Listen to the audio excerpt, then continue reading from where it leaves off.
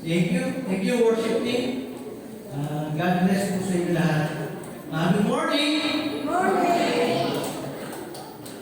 Hindi po ako just nagiging I am a soldier of God. Amen! Ako'y kawal ni Jesus lumalaban sa mali. Amen? Hallelujah! Pumalakpak ang lahat ng soldier of God. Hallelujah! At sumigaw ng hallelujah! Praise God, hallelujah! Kamusta po ang ating buhay sa nakaraang 3 linggo? Kamusta po ang ating buhay sa pakikipaglaban sa mga hamon ng buhay? Amen? Praise God! Sabi ni Sister Beth, tagumpay. Palakpan natin ang Panginoon. Hallelujah! Praise God! Lahat ng anak na Diyos ay mananagumpay. Amen! Amen? Hallelujah! Before I start, pray muna po tayo. Hallelujah!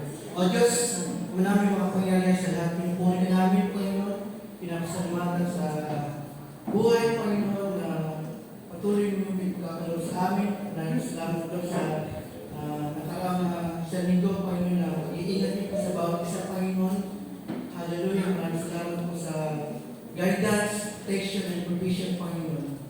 At sa gusto, Panginoon, na pinapanalangin mo namin, Panginoon, ang mga kapatiran na may sakit, Panginoon. We pray for healing right now in the name of Jesus. Hallelujah. Kaya pagod kami ay nanampalataya na ikaw ang aming takilang magagawa, Panginoon. Maraming salamat po sa gusto, Panginoon, na malapit po ako sa iyong harapan. Patawagin niyo po ako, Panginoon, sa aking mga nagawang kasalanan. Linis niyo po ang aming puso, ang aming isip na yung dapat po ako sa iyong harapan, Panginoon. Ikaw po siya mamuna, Panginoon, sa mensahe, Panginoon, sa araw nito, Panginoon. Paglalagay niyo po, Panginoon, ang mensahe, Panginoon. Give us wisdom, knowledge, and power, Panginoon. Hallelujah. Ikaw po ang siyang makita, Panginoon. Hallelujah. Paglalagay niyo po, Panginoon, ang mga makikinig, Panginoon, ng iyong mensahe, Panginoon. And I pray na ano po ang aming matutunan, Panginoon, ay may sa pumuhay namin, Panginoon. Maraming salamat, Lord, at po ang samang dalangin sa tayo ng mga Jesus. Amen. Bigyan natin ang malakas na kapakasan sa mga. Hallelujah.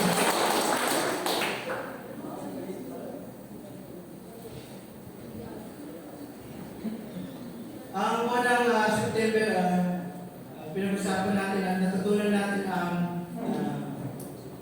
mga offensive weapon from God. Amen.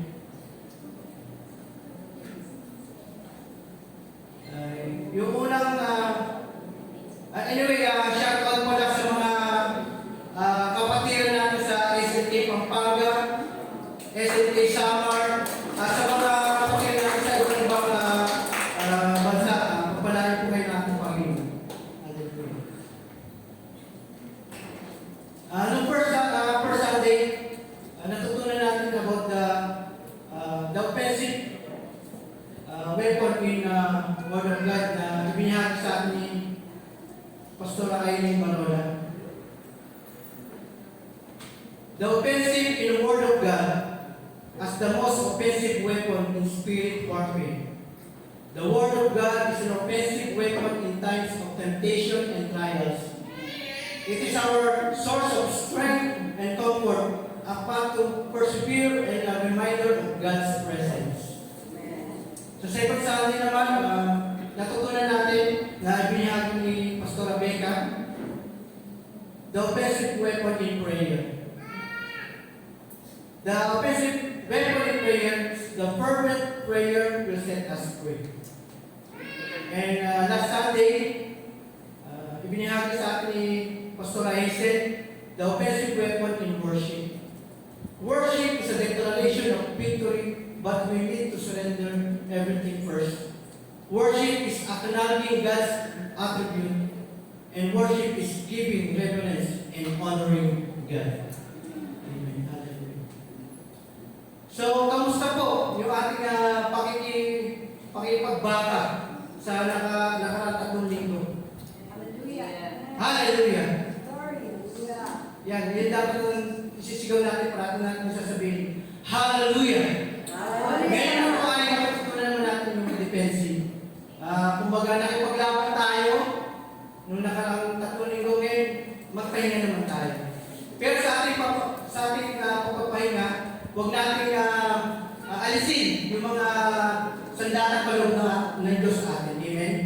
yung Word of God, prayer, and worship. Huwag mo natin tanggalin yun. Ngayon, yung pag-aaralan natin, ang matututunan natin is about defensive weapon from God. Hallelujah.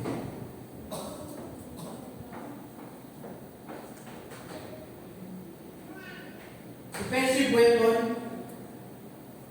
serving to defend or protect. Next, in the state or condition of being prepared or required to defend against attack. Next, refers to method to protect against attack or threats. Yan po ang ibig sabihin ng defend. Diba? Halimbawa sa paglalaro ng chess, sino naglalaro ng chess dito? Diba bago matake yung mga official, kailangan mo natin i-secure yung king.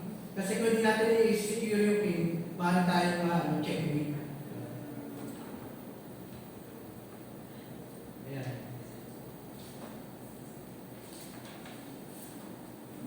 Defensive weapon refers to method to protect against attacks or threats. Ibig sabihin talagang kailangan natin dumipensa kasi alam natin may atake yung spiritual forces of evil. No?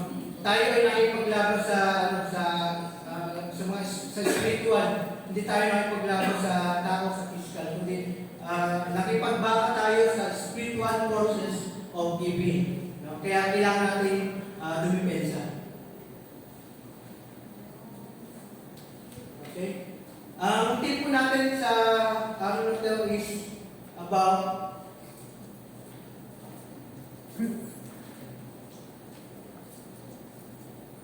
we must put on the armor of God completely, correctly, and constantly.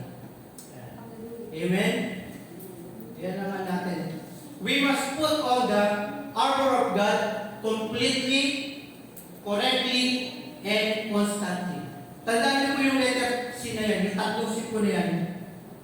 Pakitandaan po, completely, correctly, and constantly. Kasi po pagka hindi niyo po tinandaan yan, importante po yan.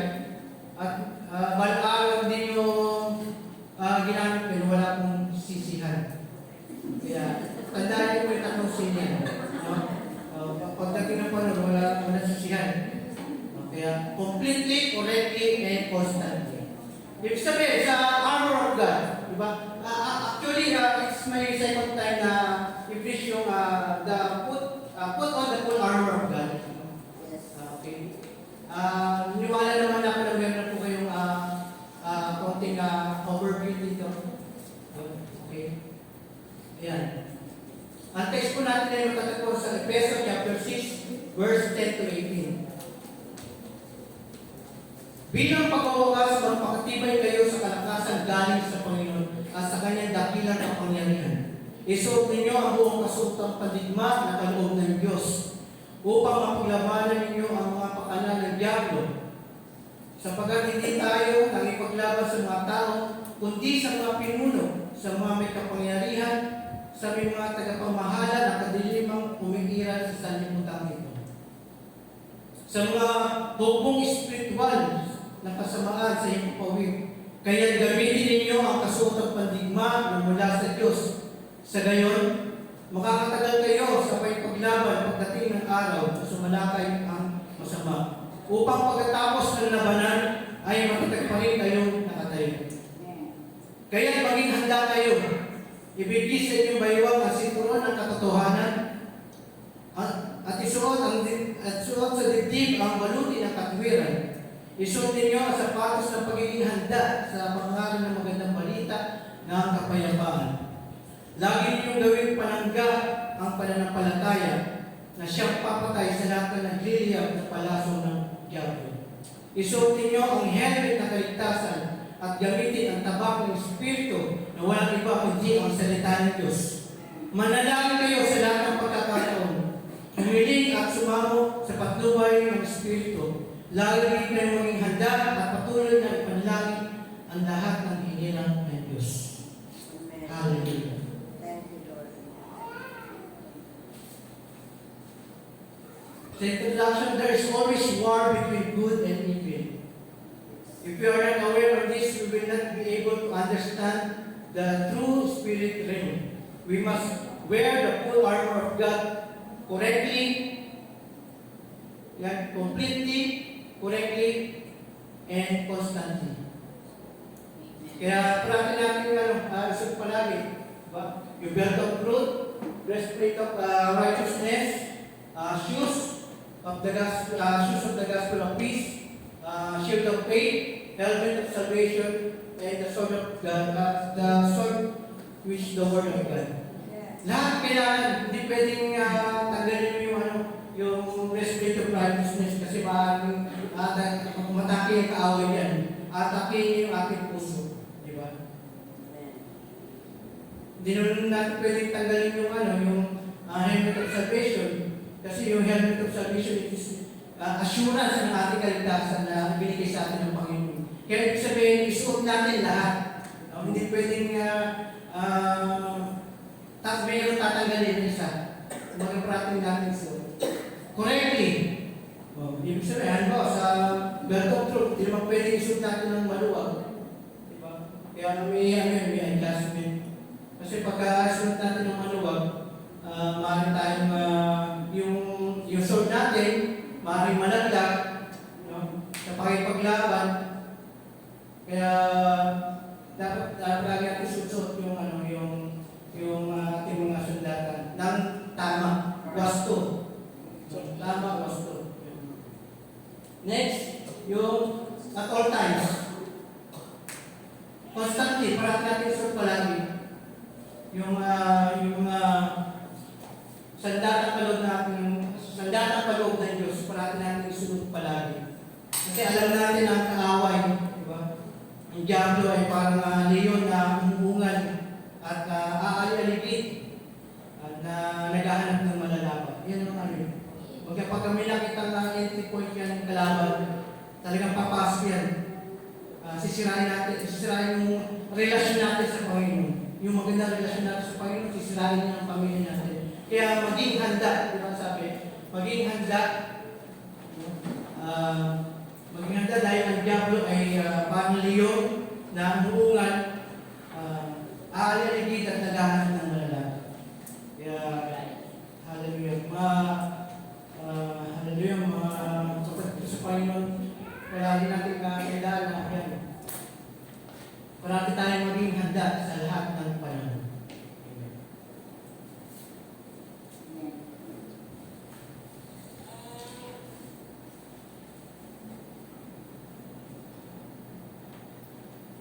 Next. Simulan na po natin yung ano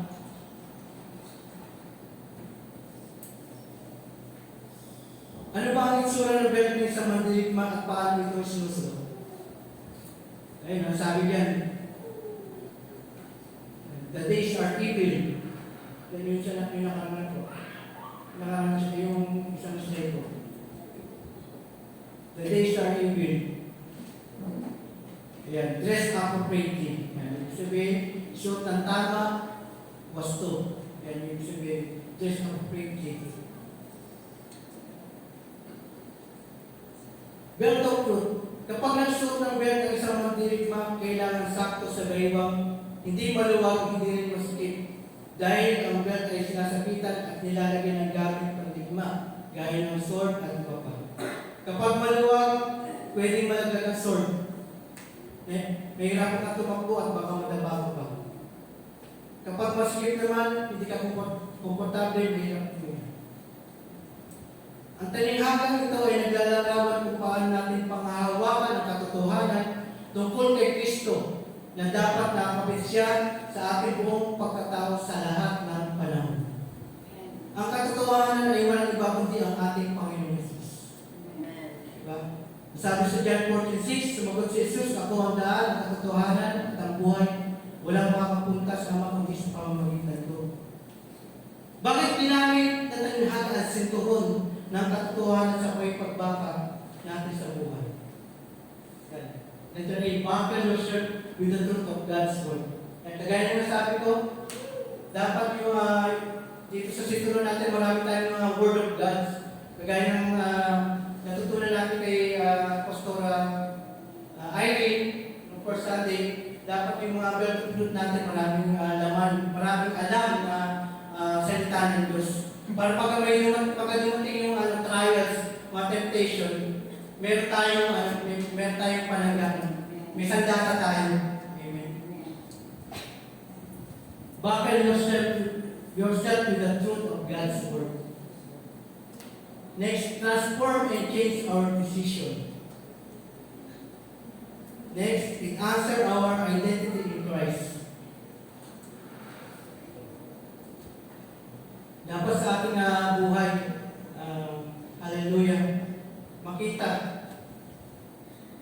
ang ating Panginoon Yesus sa ating buhay. Na tayo ay lumalakad na naayon sa kalooban ng Diyos. Amen. Amen. Nandiyan pa po ba kayo?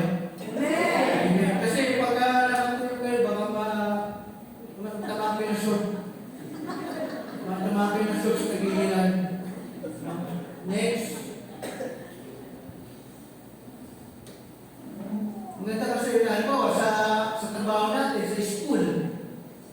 Ang importante, sa buhay natin, nakikita si Kristo. Nakikita sa ating gawa. Kasi kaya nila tayo magsalita, pero pag nakikita yung gawa natin, malaking na yun, kumaga testimony na nasa atin si Kristo, sa ating buhay si Kristo. Hallelujah. Next, it equips us to live honestly and walk in God's reality. Lalo ngayon, no, napakadaming sa mundo ito, napakadaming kasinungalingan. Kaya dapat parati tayong manindigan sa katotohanan. Diba? Kasi we are soldier of God. Amen. Amen. Hallelujah. Dahil ang ating Diyos ay katotohanan. Amen. Amen. Amen. Hallelujah. It protects us against lies and deception. Yan. Pinaprotektahan tayo sa mga kasinungalingan. Alam naman natin kung sino ang ama ng kasinungalingan. Walang iba kundi ang diablo. Satan. Hallelujah. The name of Jesus. Yan ang unang hallelujah, armor of God. Yung belt of truth. Hallelujah. Belt of truth. Next, breastplate of righteousness. Baluti ng katwiran. Hallelujah.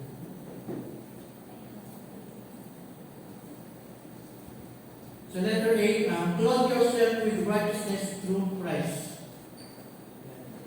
Righteousness is at the heart of our relationship with God and given through the sacrifice of Jesus.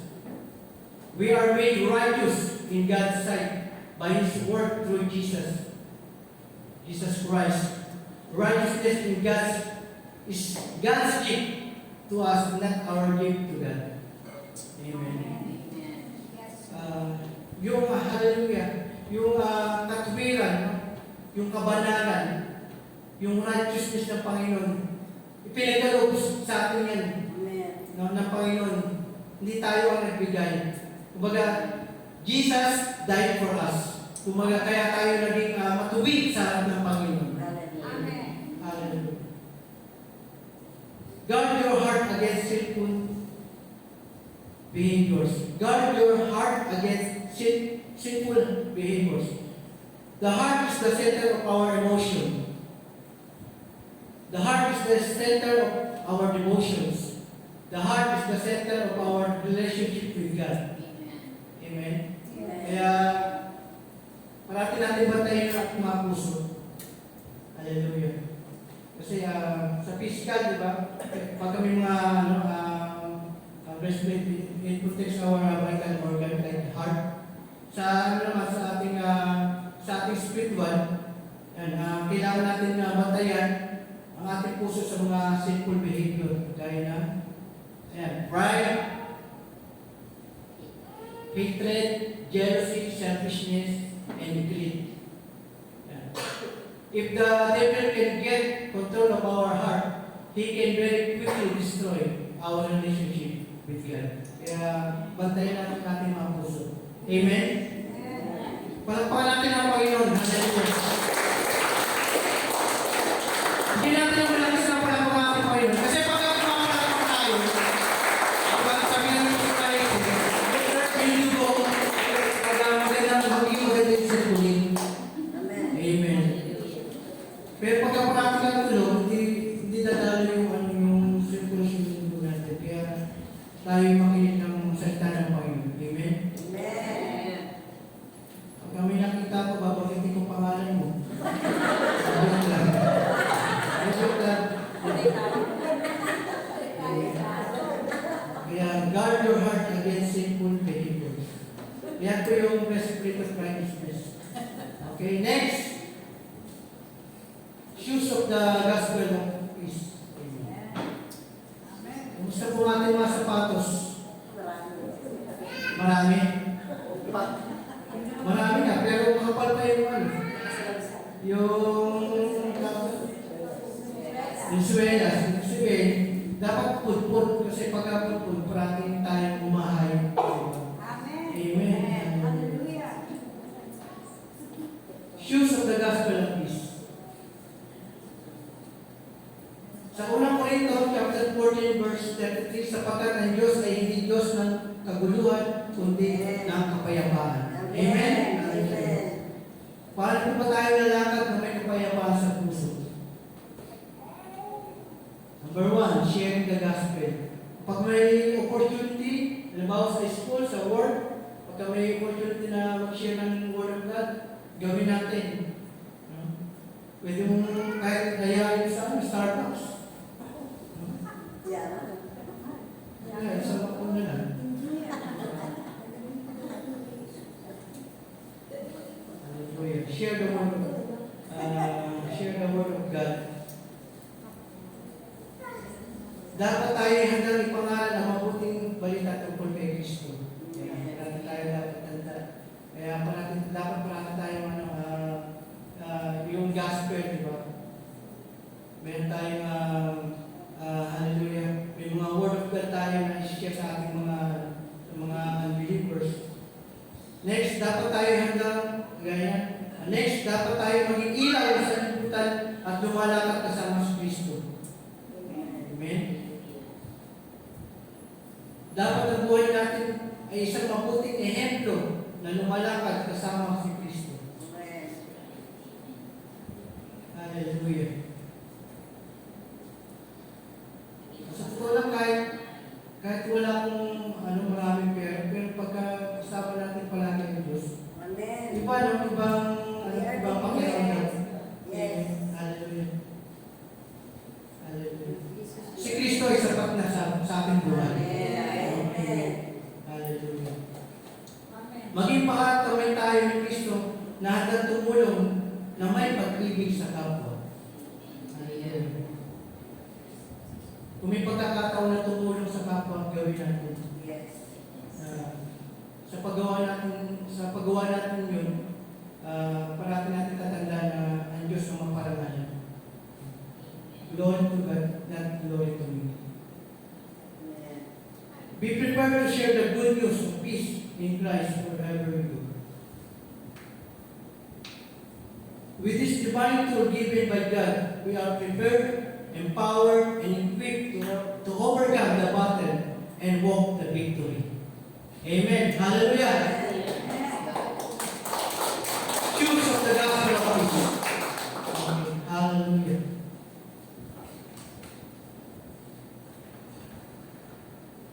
Next, shield of faith.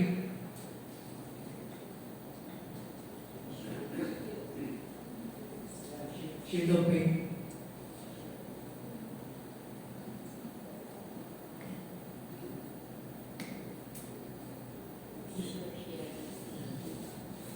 Bakit kaya ginamit ni Apostol Pablo ang shield or panangga as metaphor tungkol sa faith or pananampalataya? Noong panahon ni Apostol Pablo, ang tawag po sa shield na ginagamit ng mga Roman soldier ay sputum. Sputum. ano yun, gawa po yung sa ang haba po niyan, mga 4 feet. Ang dapat niya mga 2 and 1 feet. Ganun po ang ano yun. Kaya, yung scutum na yun, talaga kaya niyang i-cover yung buong, ano yun, buong katawan mo yun. Mula head to foot eh. Yan, ginagamit ng mga Roman soldier yun. Scutum is an impressive line of defense. Ito ay payaba and it provides a blanket of protection for Roman soldier, lalo sa panahon ng labanan. Mahilig magpaulan ng sibat ng mga kaaway at ang ganitong klase ng shield ay magbibigay ng proteksyon sa buong katawan sa mga araw na sinisibat ng mga kaaway. Kaya, ginagamit ng mga Roman soldier yan para gaya na sabi pa nila para maprotekta yung buong pagkatao natin. Sa spiritual naman, sabi dito, raise your shield of faith to extinguish the enemy's attack. At sa ating spiritual battle, mayroon din tayong magagamit ng panangga. At ito ay walang iba kundi ang ating pananampalataya. Hallelujah.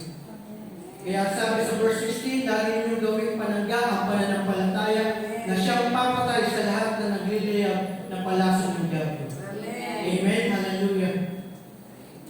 Ano ba ang nagliliyab ng palaso ng diablo na maaaring gamitin sa atin? Ano ba ang pwedeng isipat sa atin? Takot, pag-alala, negativity, pride, selfishness, kasinungalingan, pita na naman, idolatry at galit. Pride. Yan ang mga pwedeng gamitin ng kaaway na isipat sa atin. Kaya parati natin gamitin yung ating shield of faith. Na dumating yung mga temptation, may panangga tayo. Hallelujah. Ang talinghagang ito ay naglalarawan kung paano natin panghahawakan ang pananampalataya kay Kristo. Kay Kristo na kasalanan ang ating pananampalataya mula simula hanggang katapusan. Kaya huwag natin payagan na magkaroon ng entry point ng diablo na makapasok sa ating buong pagkatao. Kaya gamitin natin ang panangga ng pananampalataya sa lahat ng panahon. Amen. Hallelujah. Hallelujah. Glory to God. Ang sabi sa Hebrew chapter 12 verse 2, let us fix our eyes on Jesus, the author and perfecter of our faith. Ito natin ang ating paningin kay Jesus sa kanya ng kasalanan ng ating pananampalataya mula simula hanggang katapusan. Amen. Palagi natin ituon ang ating mata sa ating Panginoong Jesus. Hallelujah.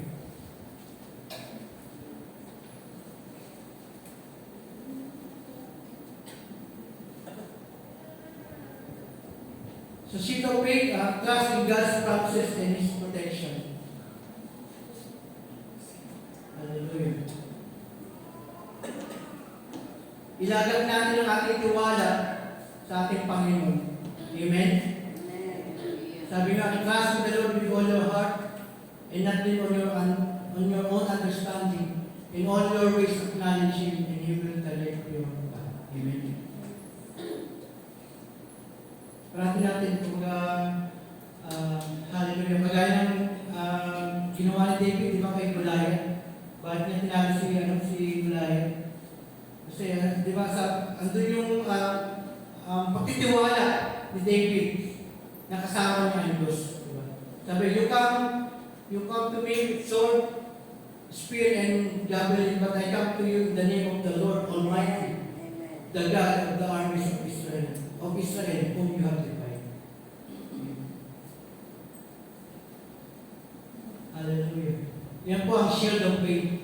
Kamusta po ang ating pananampalataya? Hallelujah.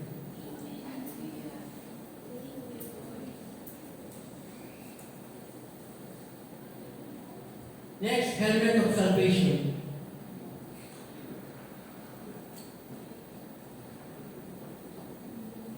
Yan ang palagi ng suot, helmet of salvation.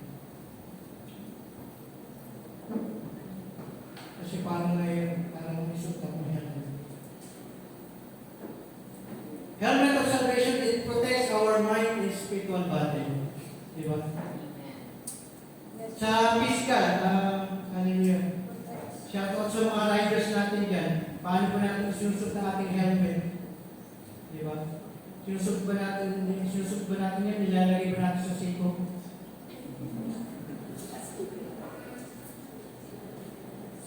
Sa ating spiritual naman, it protects our mind in spiritual battle. Yeah, number one, secure our mind with the assurance of salvation in Christ. Amen. Sabi sa Roma 6:23, sapagkat ang kabayaran ng kasalanan ay kamatayan, ngunit ang kaloob ng Diyos ay buhay na walang hanggan kay Kristo Jesus na ating Panginoon. Hallelujah. Nabi rin kanina, ako ang daan at tagtuan ng buhay, walang makapunta sa Ama kundi sa pamamagitan ko. Are we assured sa ating kaligtasan na pinagdalo sa atin ng Panginoon? Amen. Yung iba parang may pagkalindan.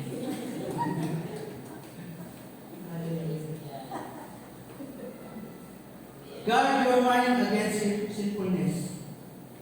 And sabi dito, if you don't fill your mind with God's word, the enemy will fill it with stress, anxiety, negativity, and temptation. Yan. Kaya dapat palagi natin susot yung element of salvation. Kasi pagka hindi natin suot, atake yung kaaway. Pwedeng i-inject sa atin yung stress, anxiety, negativity, and temptation. Sabi sa Roma chapter 12 verse 2, huwag kayong makiayon sa takbo ng mundong ito, sa halip hayaan ninyong baguhin ng Diyos ang inyong pag-iisip upang maunawaan ninyo ang kalooban. Sa gayon, magagawa ninyo kung ano ang mabuti, kalugod-lugod at ganap na kalooban ng Diyos. Amen. Amen. Hallelujah. Amen.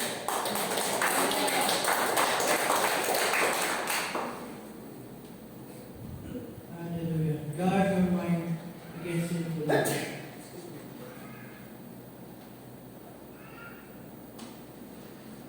Ano po tayo ng konting recap sa mga armor of God na pinagdalo sa atin ng Panginoon. Kagaya po ng sinabi ko sinabi ko kanina, we must put on the armor of God completely, correctly, and constantly. Napaka-importante po yung mga kapatid ko sa Panginoon. Kung natin isuot ng kumpleto, hindi pwede yung isa, tatagalin natin. Kasi pagkat tinanggal natin, magkakaroon ng entry point ang kaaway. No? Tayo ay konsume. Kasi walang exempted. Diba? Kahit ang Panginoong Jesus, pinukusun yung diablo. Diba? Kaya lagi tayo maging handa. Maging handa. Hallelujah. Pangalawa, correctly. Isuot natin ang tama. Gaya ng halimbawa, yung belt of truth.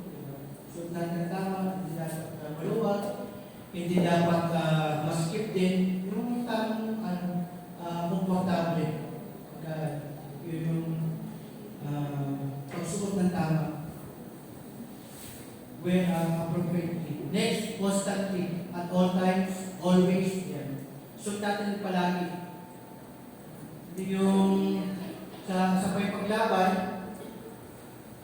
paglaban natin sa mga spiritual forces of evil, parati dapat natin isuot yan palagi.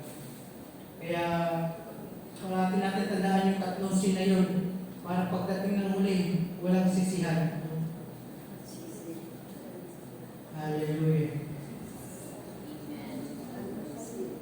Put on the armor of God completely, correctly, and constantly. Number one, ano ang ating unang sandata ng Panginoon na kaloob sa atin? Belt of the truth, breastplate of righteousness, shoes of the gospel of peace, shield of faith, and helmet of salvation, and the sword of God. which is the Word of God. Ang the best example dito sa sword. Hallelujah.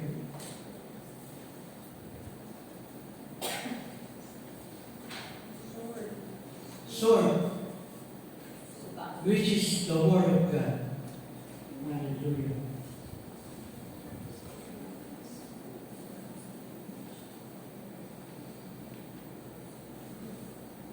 The best dito yung hallelujah, na tinukso ng diablo ang ating Panginoong Jesus. Diba? Ang ginamit ng ating Panginoong Jesus ay ang salita ng Diyos, diba? Sinabi sa Mateo 4:4, diba? Hindi lamang sinabi na bubuhay ang tao kundi sa bawat salita ng tao sa bibig ng Diyos. Yan ang sinabi ng Panginoong Jesus nung sinabi siya ni Diablo na gawin mo tinapay ang mga bato. Dahil pinanawagan na yan ni Pastor Aileen nung first Sunday. Tapos yung pangalawa naman, sabi niya kung ikaw ang anak ng Diyos, magpatahulog ka. Kung sumagot si Jesus, nasusulat din naman, huwag mong susubukin ang Panginoon mong Diyos. Yung pangatlo naman, sinabi ng Diablo sa kanya, ibibigay ko sa iyo ang lahat ng ito kung magpapakinapa ka at sasamba ka sa akin. Sumagot si Jesus, lumayas ka, Satanas, sapagkat nasusulat, ang Panginoon mong Diyos na dapat mong sambahin at siya lamang ang dapat mong paglingkuran. Ibig sabihin, ang ginamit ng ating Panginoong Jesus ay ang salita ng Panginoon, salita ng Diyos. Amen? Amen. Hallelujah. Bigyan natin ng malakas na pagpapakain ng Panginoon. Hallelujah.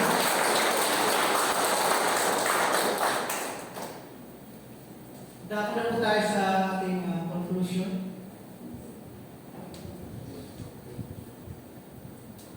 Yan po yung mga the whole armor of God. Number 1, magpakatibay kayo sa kalakasan mula sa Diyos sa lahat ng oras. Isuot ang lahat ng kasuotang pandigma ng maayos at wasto mula sa Diyos sa lahat ng oras. Gamitin ang sandatang kaloob ng Diyos sa lahat ng oras. Maging handa sa lahat ng oras dahil tayo ay kawal ni Jesus, lumalaban sa mali. Amen? Lumalaban tayo sa mali? Parang hindi naman eh. Ang hina naman eh. Tayo ay kawal ni Jesus, lumalaban sa mali. Amen. Hallelujah. Last, manalangin sa lahat ng oras. Hindi tayo dapat matalo sa labanan sapagkat binigyan tayo ng Diyos ng kapangyarihan, defensive weapons, upang tayo ay magwagi sa mga hamon ng buhay. Praise God. Nili ko na yung sa slide na yan, yan lang muna yung ating conclusion. At nais ko muna na umawit tayo sa Panginoon. Amen. Tinatawagan ko ang worship team.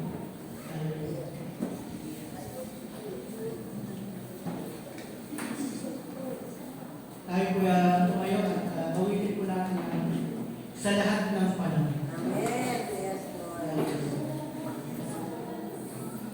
Happy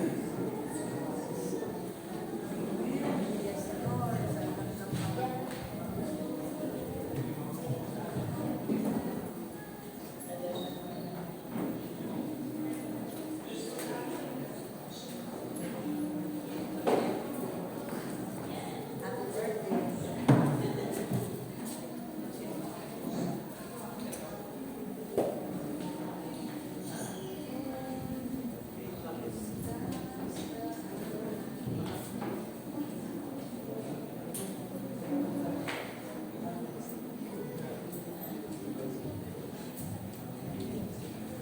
Awitin po natin yung sa lahat ng panahon. Hallelujah.